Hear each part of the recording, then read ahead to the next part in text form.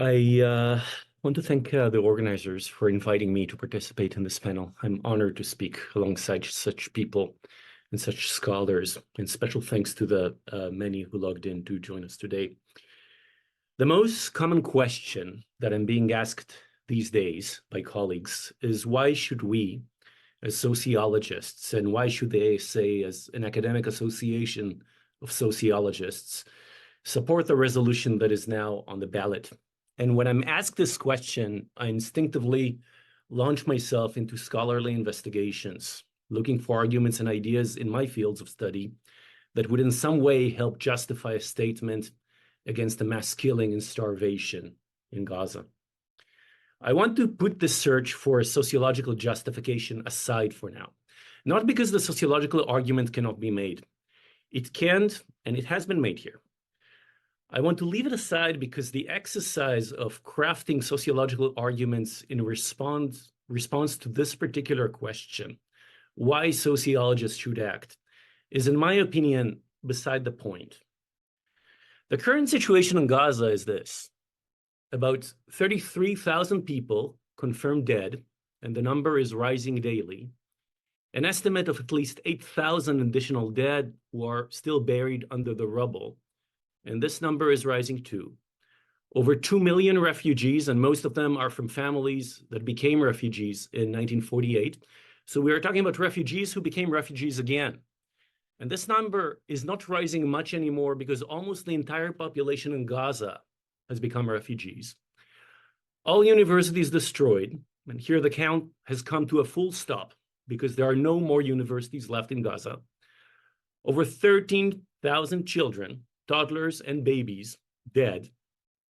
Entire cities and towns that were wiped off the earth almost completely. An entire generation of children and several cohorts of toddlers who are growing up knowing intimately the smell of rotting human flesh, the taste of animal food that their parents were feeding them until they ran out of animal food, and then finally the physical pain of starvation. The obligation to take a stand on this does not derive from me being a sociologist. Before I became a sociologist, I worked as a grade school teacher, and I had the obligation to take a stand then. And I would care and take a stand on the killing and starvation of a human population, even if I were still a grade school teacher, or a truck driver, or a barista at Starbucks, or an assembly line worker, even if I were unemployed. Should sociologists take a stand on the situation in Gaza? Perhaps the question is different. If people are obliged to act in the face of mass killing and mass starvation, what makes us sociologists so distinct and special?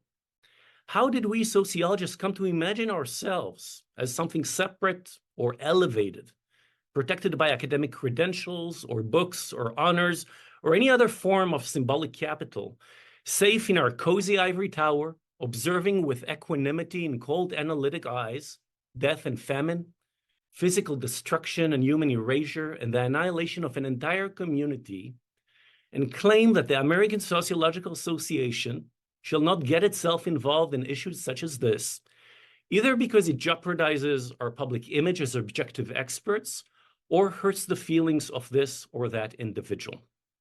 And yes, an annihilation of an entire community. Because as Israeli Holocaust historian Amos Goldberg wrote this week, Gaza today has ceased to exist as the geographical, political, cultural, human, social unit that it used to be.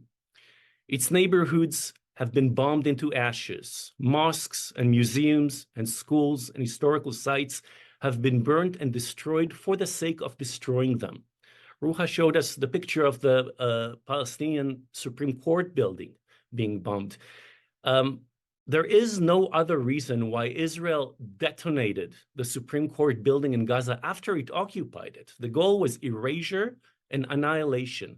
More than 90% of Gaza's population has been displaced from places that no longer exist. The American Sociological Association is centered in the United States, the country that over the past 6 months has sent over 100 arms shipments to Israel, the country that has given Israel a diplomatic umbrella in the Security Council, which has allowed Israel to carry out the atrocities that we have witnessed, And the American president has been remarkably unresponsive and unaccountable to public opinion in the US, in the world, and even within his own party. People say that the ASA resolution will not make Biden end Israel's assault on Gaza. And I agree. But let us not turn this matter-of-fact acknowledgement into nihilism. Pressure from civil society on the state is meaningful, and statements from academic associations such as the ASA can accumulate and eventually be impactful. We have seen that in the past, and the South African example stands out. Let the ASA then add its own humble statement into a large pile of statements written by academic associations, professional associations, unions, and other organizations. In an election year, this will work, and this has already started working. Had pressure not been put on Biden, the Israeli army would have probably invaded Rafah by now, and food supplies getting into Gaza would have probably been even more scarce than they are. I would ask ASA members to look for reasons to call for a ceasefire, not for excuses to oppose such a call. And excuses are plentiful. Perhaps we used the wrong word when writing the resolution, or did not sufficiently condemn somebody, or did not express the appropriate degree of solidarity with others. For all these omissions, I am asking you to still support the resolution and blame my terrible judgment and co-authorship. Do that so you don't find yourself explaining to a starving 5-year-old who has lost all of their family members to Israeli bombings, and we have hundreds of such children in Gaza, that you voted down a resolution to save their lives because we wrote genocide when quoting the International Court of Justice's ruling. On the Sociologists for Palestine webpage, you can see that one of our unity principles is rejection of, quote, hatred or discrimination toward any religious, racial, or ethnic group, including but not limited to Islamophobia, anti-Semitism, and anti-Arab racism. Insinuating that our resolution is in some way supportive of anti-Semitism. One ASA section chair wrote yesterday that the resolution promotes anti-Semitism. This is libelous. It is true that the resolution does not mention bigotry against Jews, but we did not mention Islamophobia or anti-immigrant sentiments or anti-Black racism either. This is not because we tolerate any of these forms of racism, but because when you write a resolution, you need to focus. And our focus was on one, calling for a ceasefire, plain and simple, and two, guaranteeing academic freedom and freedom of expression to call for such a ceasefire, especially in a context where Columbia University is arresting and evicting student protesters, and when pro-Palestine speech across the country is being misconstrued as anti-Semitism on a daily basis. And I thank this section chair for providing us with an excellent example. And as for the attack on Israeli civilians on October 7, I have a family in a kibbutz near Gaza, which was partly occupied that day. I knew, although rather superficially, 2 people that Hamas murdered on October 7. So I've felt the pain and the fear personally. But I also know that the crimes Hamas committed on October 7 did not come out of thin air. Israel has put Gaza under a complete blockade for the past 16 years. Michael mentioned a Nakba of 75 years. More than 40% of the population in Gaza was born into the 16-year-long blockade, meaning that they have never lived outside what even a conservative figure such as David Cameron described as an open-air prison. Throughout this period, Israel has bombed Gaza periodically, killing thousands. Even in periods of ceasefire, Israeli snipers regularly shot Palestinian civilians who entered what Israel unilaterally designated a no-go zone. We're talking about famine now, but remember that hunger was a major problem in Gaza before October 7 because of the Israeli blockade.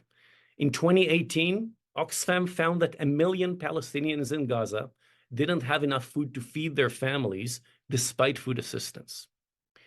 And so, I find the killing of children in Nat Turner's rebellion devastating, and yet understand how the horrors of slavery conditioned it. I find the FLN's killing of civilians in the Battle of Philippeville horrendous, yet understand how the brutal colonial regime facilitated the conditions for these atrocities. And yes, I find the murders in October 7 horrendous, but still think that we cannot judge them in isolation from context. When our group co-authored this resolution, we needed to be mindful of the difficulty of the case. There are as many opinions as there are sociologists, and there was no modern resolution that could completely satisfy everyone. I am not completely satisfied from the resolution, which is a short document that does not allow us to venture into multidimensional moral and ethical explorations. But let us not be manipulated or distracted. The issue at stake is very clear, and sometimes a rose is a rose is a rose. The killing must stop, the starvation must end, and I'm asking you to vote yes with us on this resolution.